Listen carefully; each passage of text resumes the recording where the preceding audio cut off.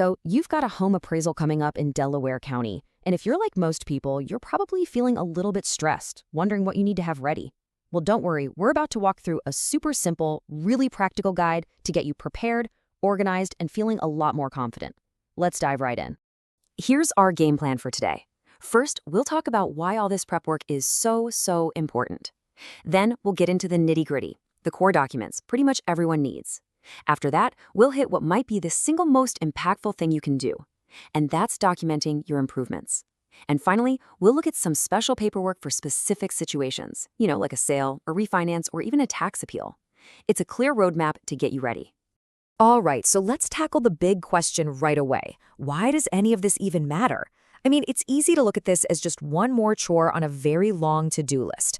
But trust me, gathering these documents isn't just about checking a box. It's about you taking an active role in your home's valuation. If this is you right now, then you already know it can feel like a really high-stakes moment. It doesn't matter if you're buying, selling, refinancing, or dealing with some kind of legal issue. Your home is a huge asset, and you absolutely want to make sure its value is reflected accurately. And this is really the key takeaway right up front. Look, you don't technically need a mountain of paperwork for a standard appraisal, but, and this is a big but, by giving the appraiser the right information, you make their job so much easier. You're giving them the hard evidence they need to justify the highest, most accurate value for your property. You're literally helping them help you. Okay, let's get into the practical stuff. Think of this next part as your foundational toolkits. These are the documents you should probably have ready to go no matter why you're getting the appraisal done. Each of these documents tells a little part of the story. The deed, for instance, confirms exactly who owns the place, no questions asked. Your tax bill? That connects your home to the Delaware County assessment records.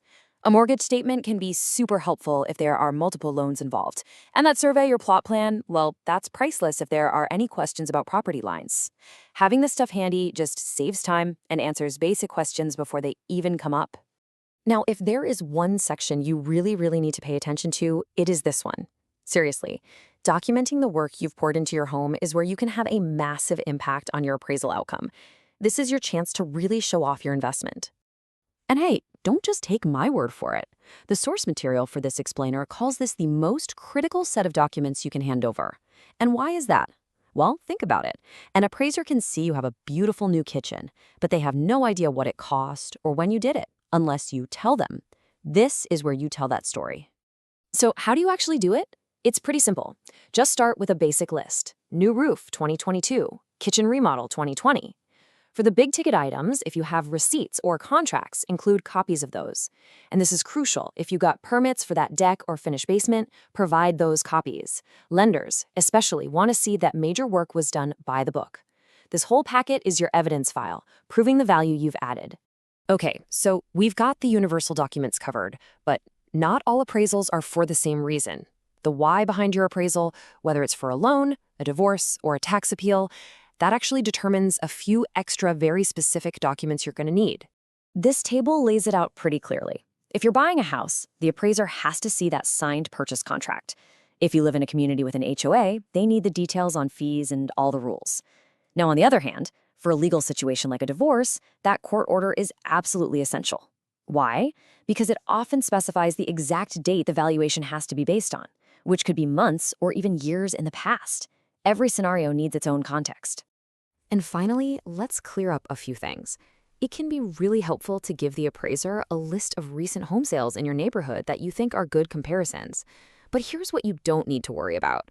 Your personal finances, your pay stubs, your tax returns, that stuff goes to the lender, not the appraiser. The appraiser is there to value the property, not your ability to pay for it. So, when you boil it all down, what's the big takeaway here? It's this. Putting together a small, organized packet of information is not just busy work. It's a strategic move. It gives the appraiser the proof they need to develop a credible, well-supported valuation. It is how you take some control of the story.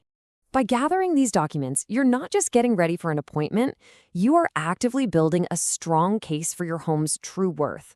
So the only question left is, are you ready to put your best foot forward and make sure your property gets the value it really deserves? With these steps, you absolutely can be. Thanks for tuning in.